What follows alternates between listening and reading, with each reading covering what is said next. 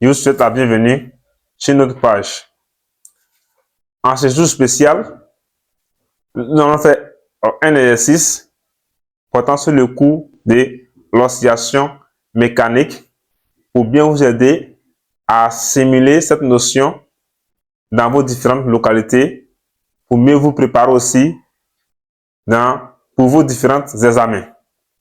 Alors, c'est pourquoi si vous êtes nouvelle sur la page et que vous êtes un amoureux de la physique, n'hésitez pas à vous abonner et de rester connecté avec nous jusqu'à la fin de cette vidéo. Dans cette vidéo, à l'appui, l'objectif de cette vidéo, c'est d'apprendre comment il faut résoudre des équations trigonométriques. Nous avons fait sur nos chaînes de mathématiques, c'est-à-dire Olympia de mathématiques.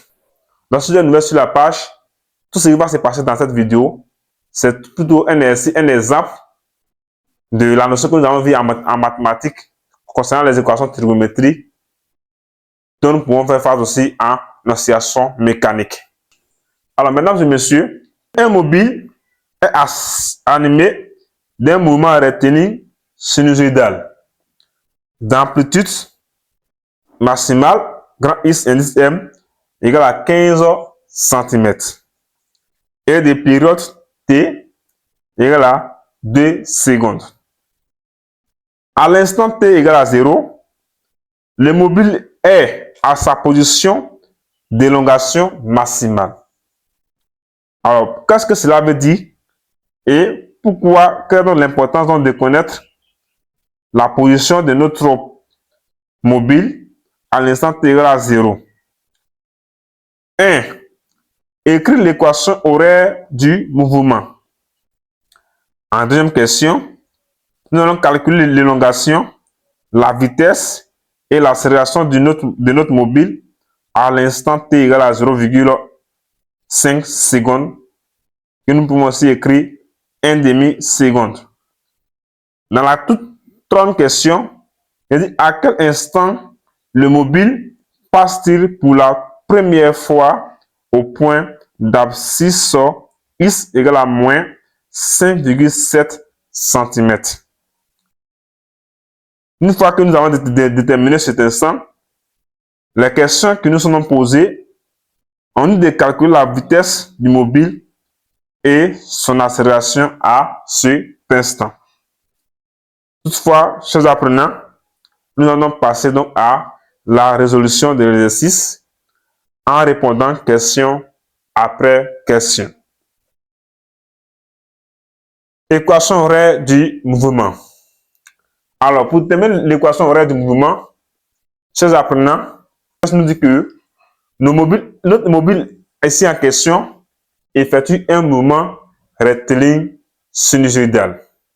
Donc, le mot sinusoïdal fait allusion tout simplement à la solution générale des équations différentielles de forme harmonique.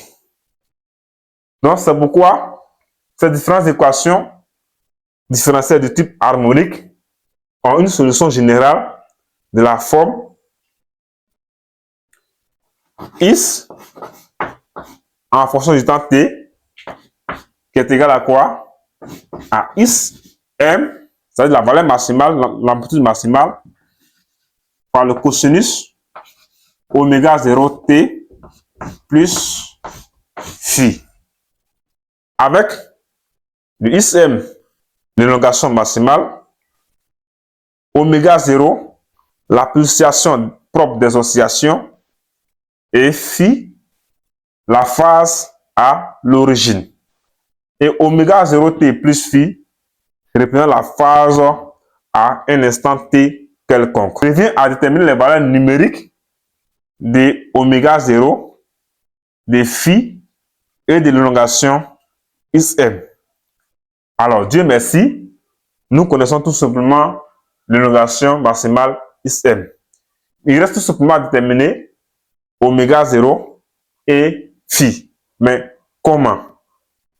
D'où l'importance, mais l'utilité des informations que nous a donné le test.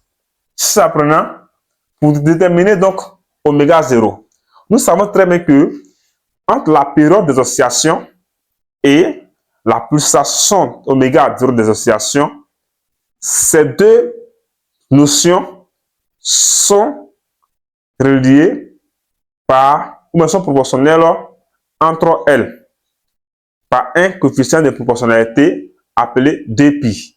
La période des oscillations est égale à 2π sur oméga 0. Alors, nous, c'est oméga 0 que nous voulons déterminer. Donc, lorsqu'on tire oméga 0 dans cette relation, vous aurez tout simplement oméga 0 qui est égal à 2π sur la période t. Alors, comme valeur de la période, d'après le test, ça fait ici 2 secondes. Donc, en remplaçant le t par 2 secondes, vous aurez ici 2π sur 2. En simplifiant, vous aurez ici comme pour valeur de oméga 0 pi. Cette valeur est exprimée en radians par seconde. Radians par seconde. Alors, toutefois que nous avons déterminé maintenant oméga 0 qui fait pi radian, donc, et remplaçons tout simplement l'élongation IM par sa valeur convertie en mètres qui fait 0,15 mètres. Alors, chers apprenants, lorsque nous remplaçons le IM par sa valeur maximale qui fait 0,15 mètres et la pulsation oméga 0 par pi radian par seconde, votre équation horaire va devenir tout simplement X de t, c'est égal à 0,15 cosinus de pi t. Le pi représente quoi? Oméga 0. Maintenant, plus la phase phi. Maintenant, il nous reste tout simplement à déterminer la phase phi. Donc, chers apprenants, pour déterminer la phase phi, qu'est-ce que le test nous dit concernant ça? Le test nous dit à t égale à 0, alors la position de notre mobile est équivalente, est égale à l'élongation maximale. Ça dit tout simplement quoi?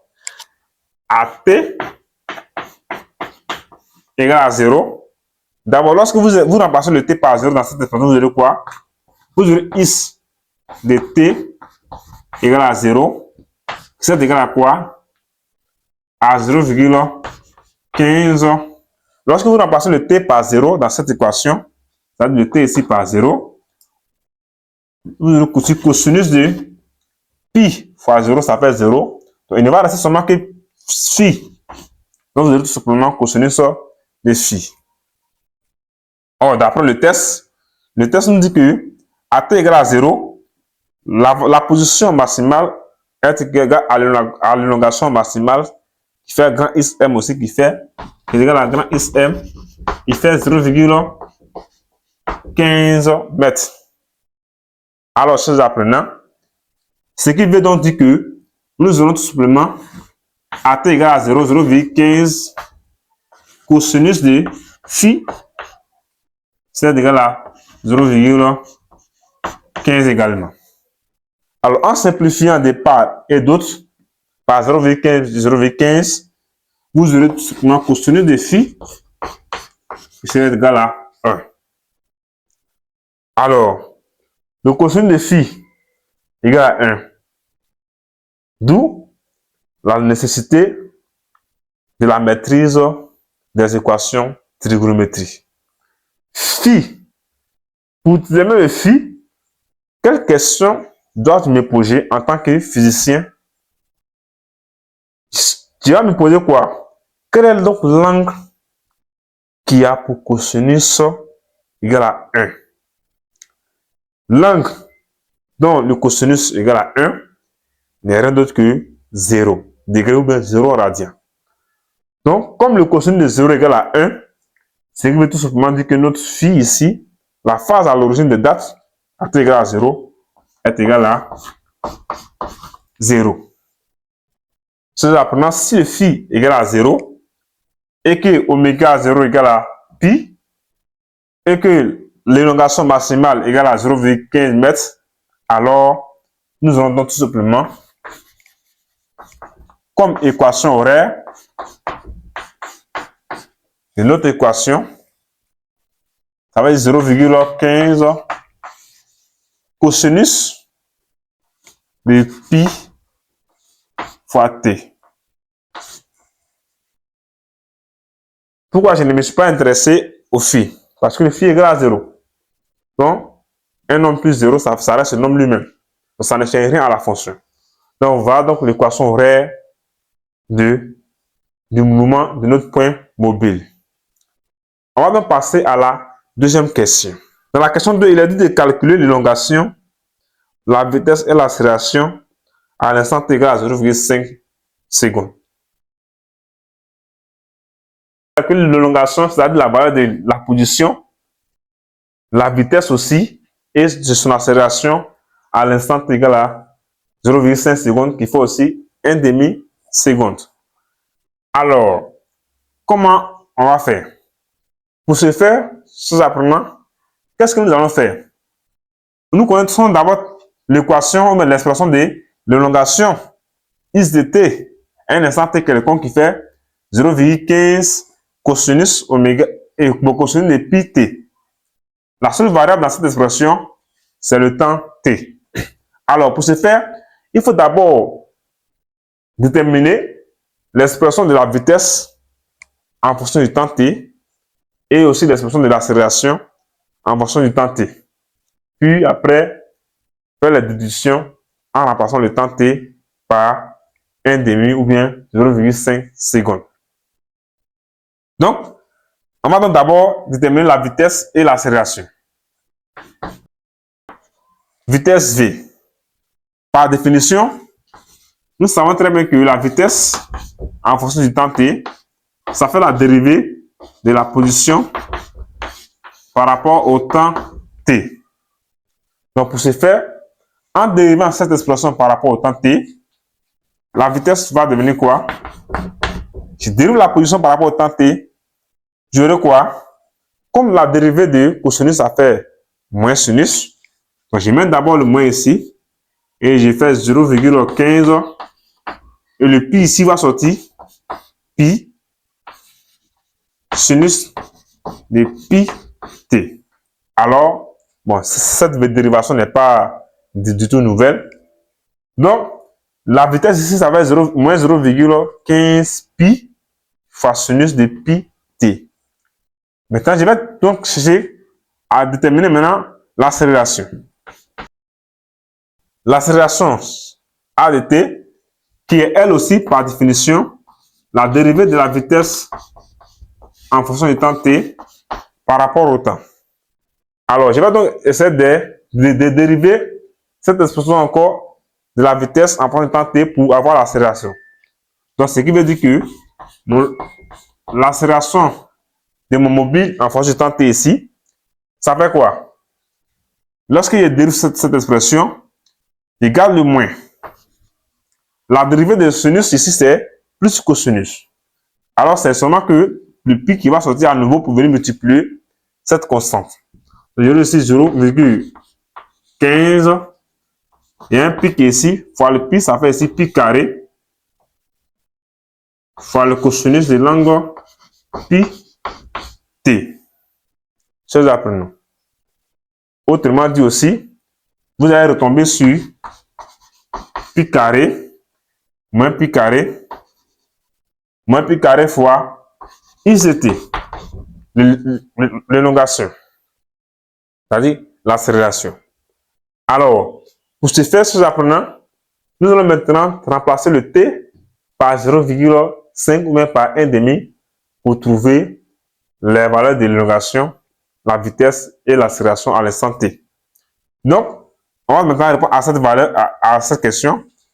À t égale à 1 demi seconde, nous aurons ici quoi? Lorsque nous remplaçons le t dans la position ici par 1 demi, is de 1 demi égale à quoi? 0,15 fois le cosinus de. En remplaçant le t ici par 1 demi, vous aurez pi qui va multiplier 1 demi qui fait pi sur 2. Alors, chers apprenants, comme valeur de cosinus de pi sur 2 est égal à 0, Ça veut tout simplement dire que à t égale à 1 demi seconde, 0,5 secondes, la position, de l'élongation is de t égale à 0. 0 mètre. Tout simplement. Parce que cette constante fois 0, ça fait, toute constante fois 0, ça fait 0. Maintenant, revenons au cas de la vitesse. La vitesse, on va donc faire quoi? La vitesse à t égale à 1 demi est égale à tout simplement, je prends donc l'expression de la vitesse en remplaçant le t par 1 demi, vous aurez moins 0,15 pi qui multiplie sinus de pi sur 2 en remplaçant le t ici par 1 demi. Alors, comme valeur de pi sur 2 et de sinus de pi sur 2 est équivalent à 1, ce qui veut tout simplement dire que la vitesse, la valeur de la vitesse à t égale à 1 demi est égale à moins, comme, bon, la vitesse aussi super négative, moins 0,15 pi de mètres par seconde. Pardon, la valeur de la vitesse à t égale à 1 demi. Pour l'accélération à t égale à 1 demi, comme l'accélération est égale à quoi? Pi carré fois x de t. Donc ça fait ici pi carré moins pi carré fois x de t.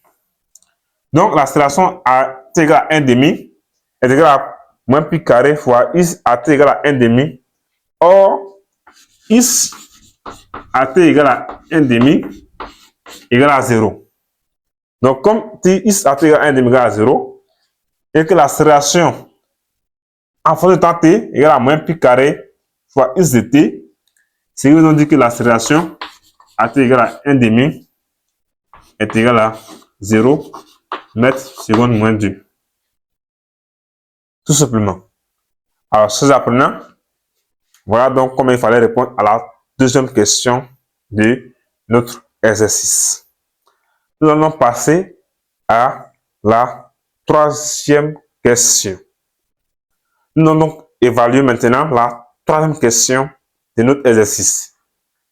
Dans la troisième question, on dit à quel instant le mobile passe-t-il pour la première fois au point d'abscisse x égale à moins 7,5 cm. Après avoir déterminé cet instant, il est demandé de déduire la vitesse du mobile et son accélération à l'instant précis. Valeur de t'. Cet instant, nous allons appeler ça t'. Alors, je vais donc reprendre l'expression de mon équation horaire. L'équation horaire, on a quoi? On a x de t qui est égal à quoi? À 0,15 cosinus de pi fois t. Voici mon équation horaire. Maintenant, le test nous dit quoi? On veut déterminer le temps t' à partir du temps duquel notre mobile va passer pour la première fois au point d'abscisse moins et x égale à moins 7,5 cm. On dira tout simplement à t égale à t', il faut noter que t' est différent de t. À t égale à t', notre x de t' est équivalent à la valeur qu'on nous a donnée, c'est-à-dire moins 7,5 cm en mètres ici qui est égal à moins 0,075 mètres. Tout simplement.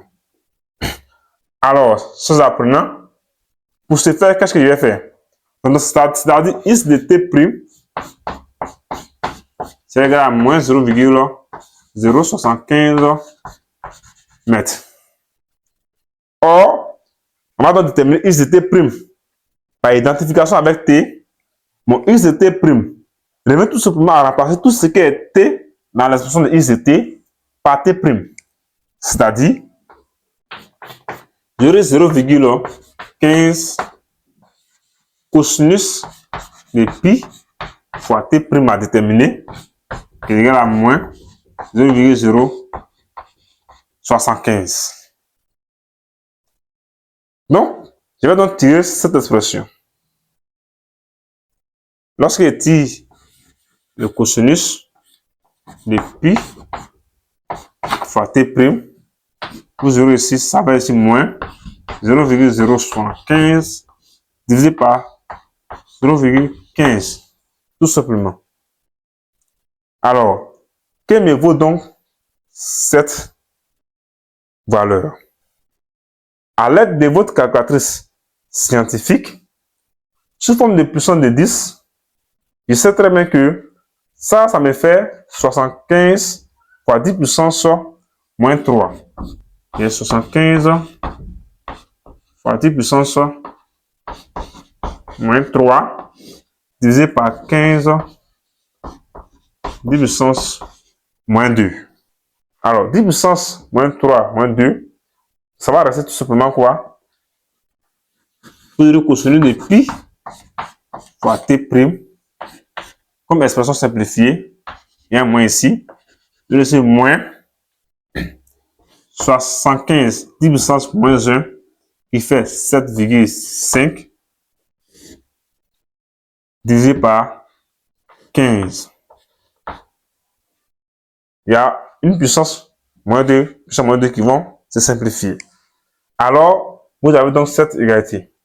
Maintenant, comme arrivé à ce niveau, nous avons ici une équation trigonométrique de la forme cosinus de x égale à 1 réel a. Donc, pour vous qui nous suivez pour la toute première fois, je vous invite à aller regarder, à taper tout simplement Olympiade des mathématiques et taper la résolution de cette équation. Nous avons bien donné des détails sur cette équation là-bas et vous allez bien comprendre. Mais pour ce faire ici, qu'est-ce que j'ai fait? La valeur de mon a ici, c'est moins 7,5 sur 15. Je vois très bien que puisque 7,5 est plus petit que 15, ça veut donc dire que cette grandeur-là, elle est forcément dans l'intervalle moins 1 et 1. Donc, si elle est dans l'intervalle moins 1 et 1, ça veut dire que notre équation qui est ici, on peut donc chercher un angle alpha remarquable, tel que l'angle qui est ici est équivalent à cosinus de cet angle alpha remarquable. Alors, comment nous allons faire? Pour ce faire, prenez votre calculatrice scientifique et tapez la valeur. Ce rapport, moins 7,5 sur 15, à l'aide de la calculatrice scientifique, nous trouvons tout simplement cosinus de pi fois t', qui est égal ici à moins 1,5.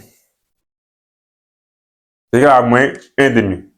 Alors, la question à savoir, quel est donc l'angle qui a pour cosinus moins 1,5, qui est notre angle remarquable? L'angle dont le cosinus est égal à moins 1,5, c'est rien d'autre que 2pi sur 3. Or, moins 1,5, en fonction de cosinus, égal à cosinus de 2pi sur 3. Pourquoi j'ai fait la transformation en cosinus? Parce que l'équation que j'ai ici, la fonction trigonométrique, c'est la fonction cosinus. S'il y avait la fonction sinus ici, j'allais chercher cette transformation en fonction de sinus. Donc, c'est apprenant. Alors, pour ce faire, nous allons donc avoir ici cosinus de pi t', c'est égal à cosinus de 2pi sur 3. Alors, logiquement, la résolution mathématique de cette équation donne pi à t', qui est notre x, égale à 2pi sur 3 plus 2k pi. Ouais. Ou pi fois t prime est égal à moins 2 plus 3 plus 2k pi. Mais ça, c'est apprenant. Alors, nous avons trouvé qu'avec le cas ici, appartenant à grand Z. Mais pour ces deux valeurs de t que nous allons avoir ici, quelle est la valeur que nous allons choisir? Je prends par exemple ici, je vais tirer t prime dans ces deux cas. T prime, c'est égal à quoi? Je vais diviser tout ce que ci par pi. Et j'aurai ici 2 tiers plus 2k. Ou t prime, la deuxième valeur de t prime, c'est égal à quoi? À moins 2 tiers plus 2k. Toujours avec le k appartenant à grand Z. Mais chose apprenant, nous ne sommes pas en train de faire mathématiques ici. Donc, comme le temps t en physique est une grandeur positive, comme je le disais, nous allons tout simplement garder la valeur positive de notre temps t. Donc, pour finir, on nous donne tout simplement dire que le temps t prime cherché est égal à 2 tiers lorsque k est égal à 0. Si k est égal à 0. Donc, nous allons tout simplement garder cette valeur pour notre temps t secondes. Donc, le temps t secondes, ça fait 2 tiers. Donc, le 2 tiers secondes représente le temps où notre mobile passera pour la toute première fois au point d'abscisse moins 7,5 que le test nous a donné. Alors, ces apprenants, si vous avez aussi des préoccupations concernant cette petite équation, faites-nous savoir dans les commentaires et nous allons vous aider. Donc, pour ce faire, sur le cas d'exemple, vous allez beaucoup rencontrer ça dans des exercices d'oscillation. Donc, toute fois que vous rencontrez ça, voici la meilleure méthode et manière de pouvoir vous en sortir à résoudre ce type de problème dans des problèmes d'oscillation mécanique. Alors, ces apprenants, nous allons passer aux deux demi-questions suivantes, qui nous donnent que la vitesse de notre mobile à l'instant t' et son accélération aussi au même instant t'. Comme pour la valeur de la vitesse et l'accélération à cet instant t', nous aurons quoi? Dans la question précédente, nous avons déterminé l'expression de la position x de t qui fait 0,15 cosinus pi t et la vitesse v de t qui nous donnait moins 0,15 pi sinus de pi t et l'accélération aussi a de t qui nous faisait ici moins pi carré fois x de t. Donc, ces apprenants, pour ce faire, on va donc d'abord déterminer l'élongation d'abord à cet instant. Donc, voyez l'élongation. AT égale à t' qui fait 2 tiers secondes. Le x de t', c'est égal à quoi? 0,15 fois le cosinus de l'angle pi fois 2 tiers, ça va ici 2 pi sur 3. Cosinus de 2 pi sur 3. Alors, ce apprenant, le cosinus de 2 pi sur 3, ça fait moins 1,5. Donc, vous aurez ici tout simplement, pour cette valeur, ça sera moins 0,15 sur 2 mètres. Tout simplement. Ça, c'est la position à t égale à t'. Après avoir déterminé la position à t égale à t', alors voici donc la vitesse à t égale à t'. Donc, la vitesse à t', ça fait quoi? Moins 0,15 pi fois le sinus de, en remplaçant le t' ici par 2 sur 3, on a le sinus de 2 pi sur 3. Alors, Quel me vaut donc sinus de T sur 3, chers camarades? Je viens sur cette trigonométrie. Et ici, simplement, il y a pi sur 3 ici. Alors, sinus de pi sur 3 n'est rien d'autre que pi sur 3. Bon, le sinus de pi sur 3. Mais les deux angles sont comment? Sont symétriques par rapport à l'axe des ordonnées, à l'axe des sinus. Or, le sinus de pi sur 3, ça fait racine de 3 sur 2.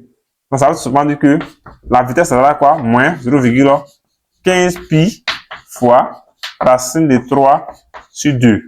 Donc, vous allez essayer de calculer cette valeur et vous aurez donc la vitesse en mètres par seconde à l'instant t'. Maintenant, l'accélération. L'accélération A de t, ça fait quoi? À l'instant t', l'accélération, ça fait quoi? Égal à moins pi carré fois la position à l'instant t'. Or, la position à l'instant t', nous allons déterminer ici. Ça fait moins 0,15 sur 2. Donc, il va remplacer ça par moins 0,15 sur 2. Donc, l'accélération A à t' égale à moins ici, moins ça fait ici plus 0,15 pi carré sur 2. Avec l'accélération en mètres seconde moins 2.